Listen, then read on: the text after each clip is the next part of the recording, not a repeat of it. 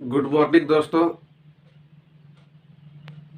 आज हम लोग जो है केमिस्ट्री का आज केमिकल बॉन्डिंग के बारे में डिस्कस करेंगे कि केमिकल बॉन्डिंग होता क्या है और इसमें क्यों जरूरी होता है एक एलिमेंट किसी दूसरे एलिमेंट के साथ बॉन्ड बनाता है। तो सबसे पहले मैं थोड़ा सा इसके बारे में जिक्र करूंगा कि केमिकल बॉन्डिंग जो एक्चुअली होता क्यों है, क्योंकि हम लोग जानते हैं कि जितना भी एटम है सभी एटम जो है वह अनस्टेबल होता है। तो अपना स्टेबिलिटी को गेन करने के लिए वह एक दूसरे एटम के साथ वो बॉन्ड बनाने का प्रयास करता है। क्यों? क्योंकि अगर वो दूसरे एटम के साथ जुड़ता है तो उसका स्टेबिलिटी जो होती है वो बढ़ जाती है। जिस प्रकार एक स्टूडेंट हम लोग हैं, हम लोग पढ़ाई करते हैं, पढ़ाई करके जॉब लेना चाहते हैं, जॉब में भी प्राइवेट जॉब हो तो हम लोग गवर्नमेंट जॉब की ओर सोचते हैं। ठीक उसी प्रकार कि वो एक ज़्यादा लंबे समय तक अस्थायी देता है। इसीलिए तो एटम भी जस्ट इसी तरह से जानता है कि हम अनस्टेबल हैं और अनस्टेबल अस्थायी है। कहने का मतलब तो अस्थायी होने के लिए वह प्रयासरत रहता है और प्रयासरत रहता है तो उसके साथ वह दूसरे एटम के साथ ऑर्गेनाइज्ड हो जाता है या कहें कि जुड़ जाता है। तो इस जुड़ने का जो प्रोसेस है एक परमाणु से दूसरे परमाणु का, तो जब भी हम किसी ऑर्गेनाइजेशन में जुड़ते हैं तो उसके नियम और शर्तों को यदि हम पूरा करते हैं तभी हम जुड़ पाते हैं। उसी प्रकार से जब एक एटम दूसरे एटम के साथ जुड़ता है तो वो दोनों के बीच आपस में एक प्रकार का शर्त तय होती है और यदि वह शर्त दोनों में मिक्स हो गया, मतलब दोनों के बीच उस तरह का सिचुएशन है, तो दोनों एक दूसरे के साथ बंधन बनाते हैं। जैसे इसको आप छोटा सा मैं एग्जांपल ले रहा हूँ कि मान लीजिए अगर किसी लड़के का शादी करना है और सेम किसी लड़की को भी शादी करना है, तो हम लोग अभी देखते हैं ट्रेडिशनल वे में लड़के वाले भी लड़के देख ढूंढने जाते हैं कि कहाँ उसके मैच की लड़की मिल जाए और लड़की वाले भी लड़के ढूंढने जाते हैं कि कहाँ उसके मैच का लड़का मिल जाए। जब दोनों में अगर मैचिंग हो जाता है, एजुकेशन, एज, इनकम, जो भी आप अपने स्तर से एक पैरामीटर तय करते हैं, अगर वो मैचिंग होता है तो हम लोग देखते हैं कि वो शादी एक सक्सेसफुल होता है और हम लोग कहते हैं कि ये दोनों लड़का और लड़की जो है शादी के बंधन में बंध गए।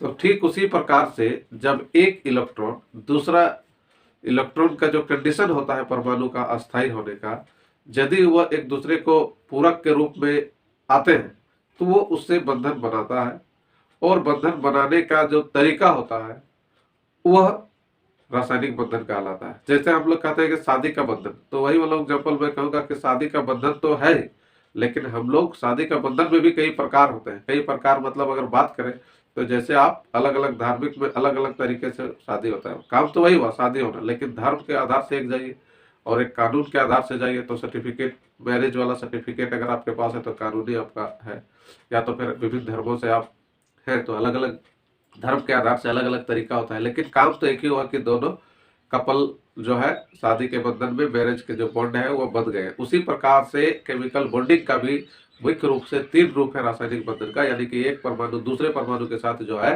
तीन तरीका से जुड़ता है।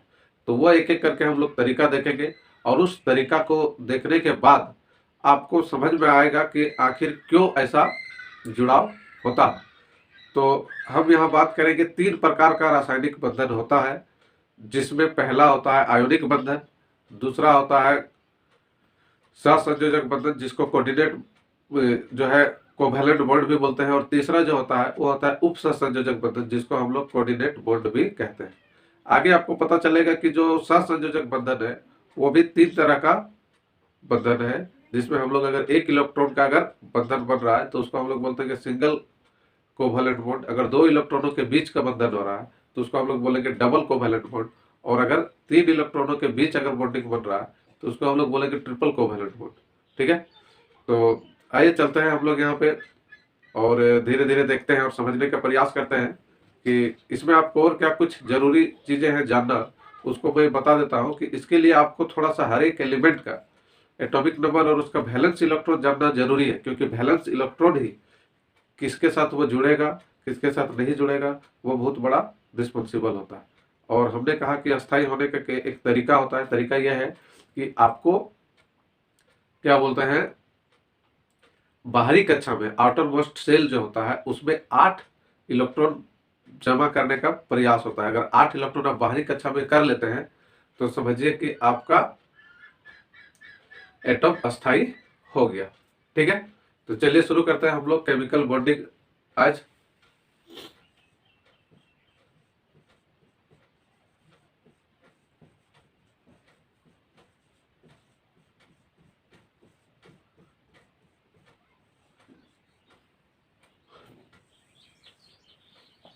यह है केमिकल बॉन्डिंग। तो केमिकल बॉन्डिंग में हम लोग देखेंगे कि जैसे हमने कहा कि केमिकल बॉन्डिंग 3 टाइप का होता है। पहला क्या होता है? पहला होता है आयोनिक बॉन्ड। दूसरा क्या होता है? Covalent bond. और ये आगे चल के 3 भाग में बढ़ता है। सिंगल कोवैलेंट बॉन्ड,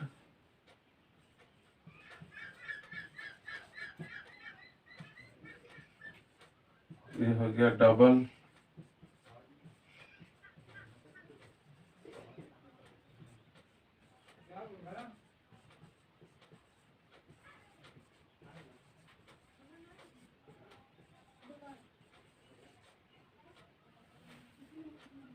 ठीक है। तो यहाँ हम लोग देख लें कि 3 जो है बॉन्ड है, आयोनिक, कोवैलेंट और तीसरा हमारा कोऑर्डिनेट बॉन्ड।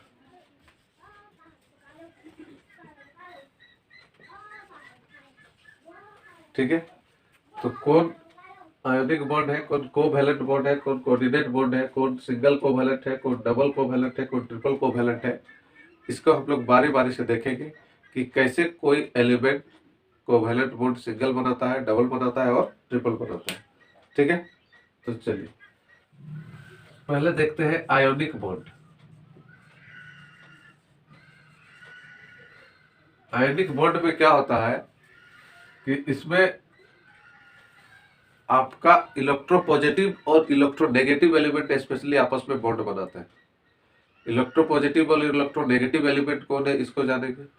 तो यानी कि जिसका इलेक्ट्रॉनिक कॉन्फ़िगरेशन जब हम करते हैं तो वैलेंस इलेक्ट्रॉन जिसका 1 2 3 रहेगा, यानी कि बाहरी कक्षा में अगर 1 2 3 है तो वह करेगा, और दूसरा जो है जिसका बाहरी कक्षा में आपका 6 या 7 रहेगा वो लोग करेगा ज़्यादातर आपका आयोनिक मेथड। फॉर एग्जाम्पल के लिए हम लोग एक समझते हैं कि मान लीजिए आप सोडियम का है तो एटॉमिक नंबर इसका 11 है, और क्लोरीन का है इसका 17 है। इसको आप इलेक्ट्रॉनिक कॉन्फ़िगरेशन करेंगे तो इलेक्ट्रॉनिक कॉन्फ़िगरेशन निकालने के लिए हम बहुत पहले बता चुके हैं, उसका वैलेंस इलेक्ट्रॉन क्या है, कोर इलेक्ट्रॉन क्या है, ये भी हम बता चुके हैं। तो इसको हम लोग देखेंगे कि सोडियम का वैलेंस इलेक्ट्रॉन हो गया 2 8। एक कॉन्फ़िगरेशन से पता चला कि ये इसका वैलेंस इलेक्ट्रॉन है। वैलेंस इलेक्ट्रॉन यानी कि इसको हम लोग बोलते हैं संयोजी इलेक्ट्रॉन। संयोजी इलेक्ट्रॉन, तो इसका हो गया 1। दूसरा हो गया इसका, अगर हम लोग करेंगे तो 2 8 7, इसका वैलेंस इलेक्ट्रॉन हो गया Ve 7। तो इसमें हम लोग देखते हैं कि जब क्लोरीन और सोडियम, मतलब जब ऐसे समझ लीजिए कि दोनों अस्थाई अभी नहीं है, तो जब ये दोनों एक दूसरे के संपर्क में आते हैं तो आने के बाद देखते हैं कि इसको एक जरूरत है अस्थाई होने के लिए 8 ऑक्टेट पूरा करने के लिए, और इसके पास एक एक्सेस है 2 8 1 और इसके पास 2 8 7। तो हमका पहला काम है कि बाहर में 8 रखना है। तो 8 तो है लेकिन 8 से एक ज्यादा है, तो ये इसके लिए प्रॉब्लम एक तरह से कर रहा है। इसके पास 2 8 है और यहाँ 7 है, तो 7 को छोड़ना थोड़ा कठिन है, लेकिन एक किसी से ले लेना अपना टारगेट को पूरा करने के लिए वो ज्यादा आसान होता है। तभी दोनों के बीच जब आपस में संयोग होता है कि नहीं, अगर हम एक दे देते हैं तभी हमारा काम हो जाएगा, ये सोचता है कि चलो हमको एक मिल जाता है कोई देने वाला तभी मेरा काम हो जाता है। वही लड़का लड़की वाला कहानी जो बताए शादी वाला। तो जब ये यहाँ पे आपस में इलेक्ट्रॉन का आदान प्रदान करते हैं, यानी कि सोडियम एक इलेक्ट्रॉन क्लोरीन को दे देगा, तो इसके पास बचेगा 2 8, इसके पास बचेगा 2 8 8 हो जाएगा। अब ऐसा होने से क्या हुआ? ऐसा होने से ये हो गया कि सोडियम अब सोडियम एटम नहीं बल्कि सोडियम आयन कहलाएगा, यानी कि Na+ और Cl एक ले लिया है तो Cl भी अब Cl- कहलाएगा, यानी कि क्लोरीन का आयन। ठीक है, अब ये दोनों आयन में कन्वर्ट हो गया और NaCl एक कंपाउंड के फॉर्म में आ गया है, इसको हम लोग बोलते हैं सोडियम क्लोराइड। यानी कि ये एक इलेक्ट्रॉन दिया है और ये एक इलेक्ट्रॉन लिया है। तो किस तरह से दिया, किस तरह से लिया, यानी कि आप ऐसे अगर इसको डॉट स्ट्रक्चर से दिखाना चाहते हैं तो NaCl इसका बाहर में समझ लीजिए कि 7 इलेक्ट्रॉन है, यहां से एक इलेक्ट्रॉन ई ले लिया तो इसका 8 हो गया। ठीक है, तो ये हो गया आपका आयोनिक बॉन्ड का एग्जाम्पल। इसको हम लोग बोलते हैं कि ये एक आयोनिक बॉन्ड का एग्जाम्पल है, यानी कि विद्युत संयोजक बंधन। ठीक है, चलिए तो इसको आप नोट कर लीजिए। अब हम लोग एक दूसरा एग्जाम्पल देखते हैं कि मान लीजिए हम लोग एक मैग्नीशियम का ले लेते हैं, Mg, इसका होता है 12, एक एलिमेंट लेते हैं ऑक्सीजन, इसका होता है 8। कॉन्फ़िगरेशन करेंगे तो मैग्नीशियम का हो जाएगा 2 8 2, ऑक्सीजन का होगा 2 6। ठीक है, तो जब आप इसका कॉन्फ़िगरेशन किए तो आपको पता चल रहा है कि इसमें आपका 2 चाहिए और इसके पास 2 एक्स्ट्रा है, तो फिर वही कहानी हुआ कि जब ये इसके संपर्क में आएगा तो ये इसको 2 दे देगा, डोनेट कर देगा। तो जब यहाँ कंप्लीट लेन देन की बात हो जाती है तो इसके बीच जो बॉन्ड बना वो भी आयोनिक होगा, क्योंकि इसको जरूरत था और इसके पास एक्सेस था तो वो इसको कंप्लीटली दे दिया। यानी कि Mg और O के बीच जब बंधन बनेगा तो ये 2 देगा और ये 2 लेगा, यानी कि यहाँ आपके पास 2 8 बचा, यहाँ पे फिर सेम 2 8 हो गया, और यहाँ जो बॉन्ड बनेगा तो फिर उसी तरह से MgO बन गया। कोई दिक्कत? हमको नहीं लगता कुछ दिक्कत इसमें हो रहा होगा, आसानी से आप कॉन्फ़िगरेशन अगर आपको क्लियर है तो ये बात भी आप समझ रहे होंगे।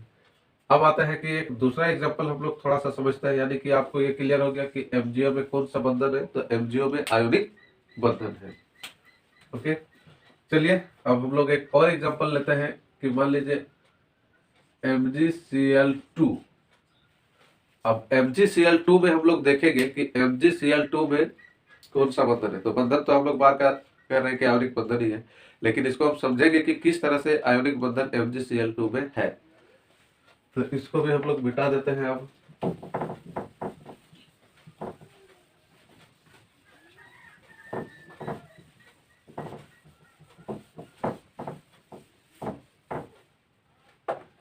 चलिए यहाँ देखते हैं MgCl2 को फॉर्मेशन। तो Mg के पास हम लोग अभी ऑलरेडी देख चुके कि 12 है, इसका वैलेंस इलेक्ट्रॉन 2 8 2 है, और Cl2 का जो है आपका Cl का 17 है, तो यह 2 8 7 है। तो अब यहाँ होता क्या है कि जब क्लोरीन को चाहिए 1, मैग्नीशियम के पास देने के लिए है 2, तो यही जो है बॉन्ड में शर्तें एक प्रकार से चालू हो जाती है। शर्त किस प्रकार से कि मैग्नीशियम शर्त लगाता है क्लोरीन को कि अगर हम आपको अपना इलेक्ट्रॉन देंगे तो आपको 2 अपने साथी लेके आना है, मतलब मैं अकेले नहीं दूंगा आपको, क्योंकि हम देंगे आपको तो आपका तो पेट भर जाएगा, 2 8 7 है, आपको हम एगो दे दिया तो आप ओके हो जाएंगे, लेकिन फिर भी मेरा तो शर्त पूरा नहीं होगा, मतलब मेरे पास तो 2 8 1 रह ही जाएगा, बाहर में 1 रहेगा, 8 तो नहीं बचेगा। तो उस परिस्थिति में ये बोलता है कि हम आपको तभी देंगे जब आप अपने साथ 2 परमाणु को लेके आएंगे। तब क्या करता है, जैसे दुल्हन बोलता है कि हम आपके साथ तभी जाएंगे जब आप अपना गांव समाज का पूरा बारात लेके आएंगे। अगर आप बारात लेके नहीं आएंगे तो फिर क्या हो जाएगा, जैसे हम लोग कहते हैं कि वो भगा के लेके लाया है। तो आप अगर हमको बंधन बना के रखना चाहते हैं शादी के बंधन तक, तो आप अपने बारात के साथ आइए, बैंड बाजा के साथ। उसी प्रकार से यहाँ कंडीशन लग जाता है कि हम आपके साथ तभी जुड़ेंगे जब आप अपने साथ 2 परमाणु को लाएंगे। तो बोलता है ठीक है, हमको जरूरत है तो भाई हम खोजते हैं, और अपने साथ ज्यादा एटम को लेके मैग्नीशियम के पास जाता है और उसके पास प्रपोजल देता है। तो अब इधर मैग्नीशियम बैठा है और इधर क्लोरीन बैठा है, 2 आदमी को। तो इसको तो मालूम है कि हमारे पास भी 2 है, हमारे पास भी एक का कमी है। तो ये देख लिए कि हाँ 2 आदमी आ गया है ये लोग, अब हम इसके साथ अपना डील पूरा कर सकते हैं। तो जैसे ही अब अपना डील पूरा करने के लिए आता है तो ये अपना 1 इलेक्ट्रॉन दे दिए। क्रॉस इलेक्ट्रॉन को मैं इससे समझा रहा हूँ कि ये मैग्नीशियम का इलेक्ट्रॉन है। तो अब इसका भी 2 8 8 हो गया, इसका भी 2 8 8 हो गया, इसका भी 2 8 हो गया।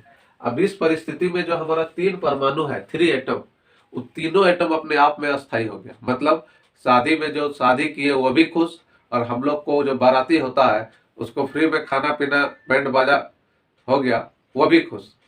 तो यहाँ कहने का मतलब सामाजिक समरसता या सामाजिक खुशहाली का जो माहौल बनता है शादी, उसी तरह से यहाँ आपस में परमाणु लोग समझ लीजिए कि एक परमाणु दूसरे परमाणु के साथ सामाजिक समरसता लंबे समय तक जुड़े रहने के लिए बनाता है।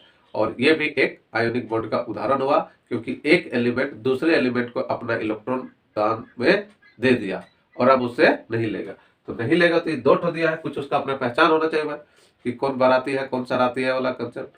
तो सेम यहाँ Mg जो दे रहा है तो अपने साथ प्लस सिंबल लेके आएगा, और क्लोरीन जो है ले रहा है तो अपने साथ माइनस लेगा।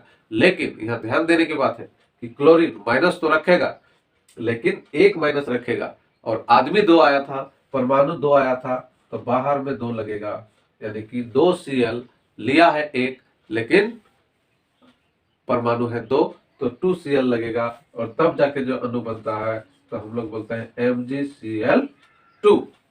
कोई दिक्कत नहीं होना चाहिए बच्चों, क्योंकि बहुत ही प्यार से और मेहनत से पढ़ा रहे हैं आप लोगों को। लाइक शेयर और कमेंट जरूर करना कि किस तरह से आपको समझ में आ रहा है, कहाँ कमी है आपको, तो और बेहतर तरीका से मैं बताऊंगा। तो ये तो मैं 3 एग्जाम्पल आपको दिया आयोनिक बंधन का। ओके, अब चलते हैं हम लोग थोड़ा सा कोवैलेंट बॉन्ड के बारे में। ठीक है, तो चलिए कोवैलेंट बॉन्ड को देखते हैं फटाफट। तो कोवैलेंट बॉन्ड आपका इससे एक तरह का आसान है, अगर आप थोड़ा सा बात ध्यान से रखेंगे तो जिस प्रकार से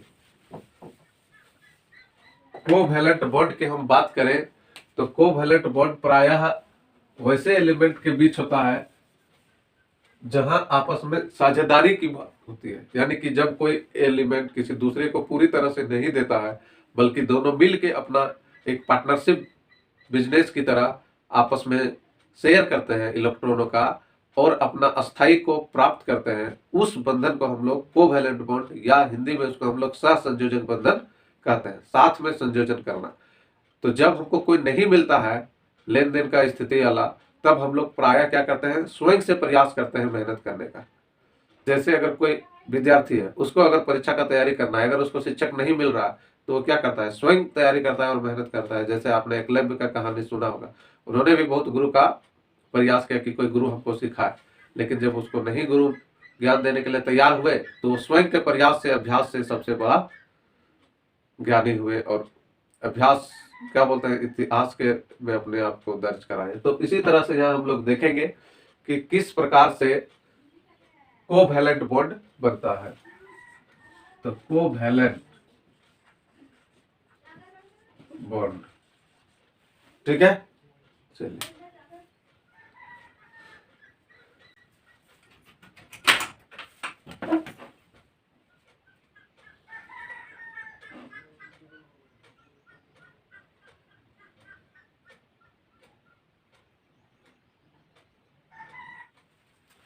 कोवैलेंट बॉन्ड के बारे में। तो कोवैलेंट बॉन्ड जो है, यानी कि जिसको हम लोग सहसंयोजक बंधन बोले, इसमें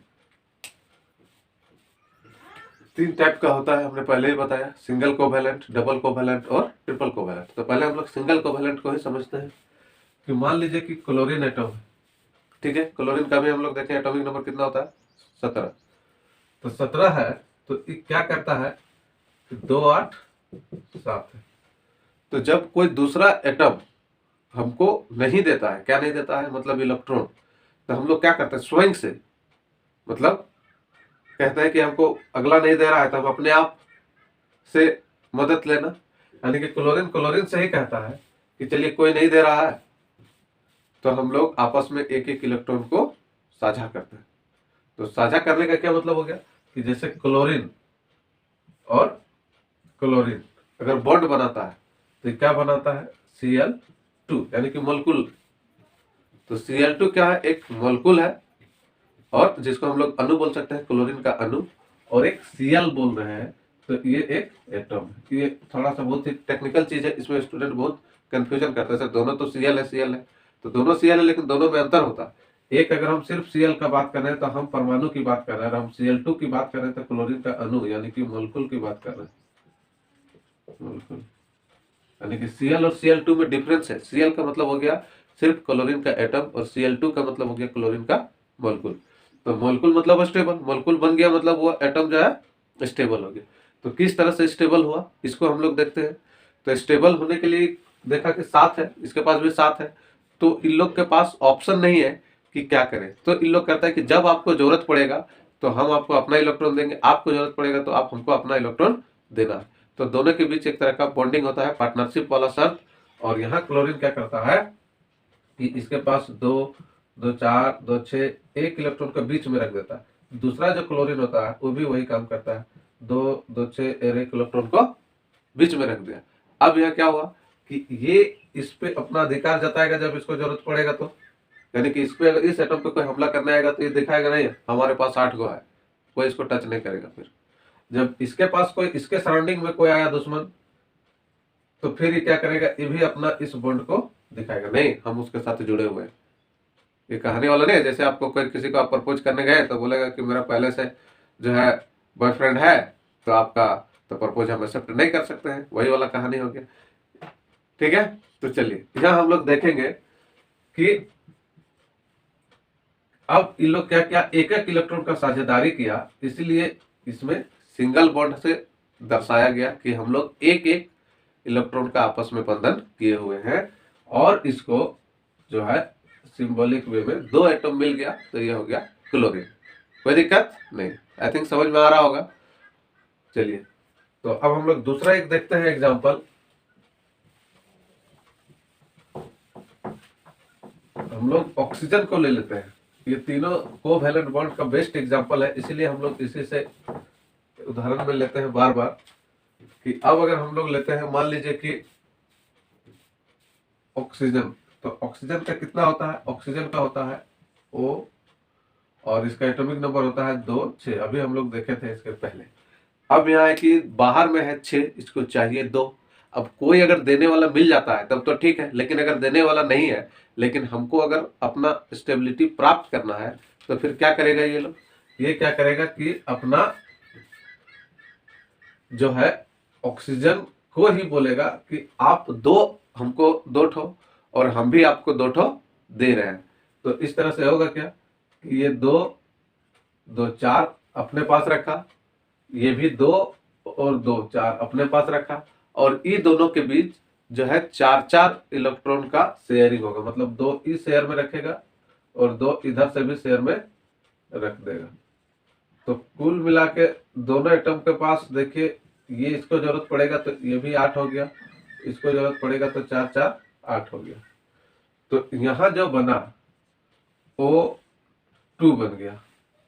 तो ये एटम था, ये क्या है, एटम है, क्योंकि इसका बाहरी कक्षा में आप देख रहे हैं 2 6 है। ये O2 जो है ये क्या है, एक मॉलिक्यूल है, यानी कि अणु है। कोई दिक्कत, समझ में आ गया। तो यहाँ आप देखिए कि 2 2 इलेक्ट्रॉन के बीच बंधा हुआ है, यानी कि इसको हम लोग अगर एक लाइन से समझेंगे तो डबल बॉन्डिंग, यानी कि डबल कोवैलेंट का जो उदाहरण हमने बोला वो हो गया, क्योंकि एक एटम दूसरे एटम के साथ जब जुड़ा तो 2 2 इलेक्ट्रॉन का जो है साझेदारी किया। उसमें हम लोग एक इलेक्ट्रॉन के देखे थे, इसमें जो है 2 2 इलेक्ट्रॉन का आप देख रहे हैं कि साझेदारी किया हुआ। तो जब 2 इलेक्ट्रॉन साझेदारी किया तो इस तरह का जितने भी होगा वो होगा डबल कोवैलेंट बॉन्ड। क्लियर है।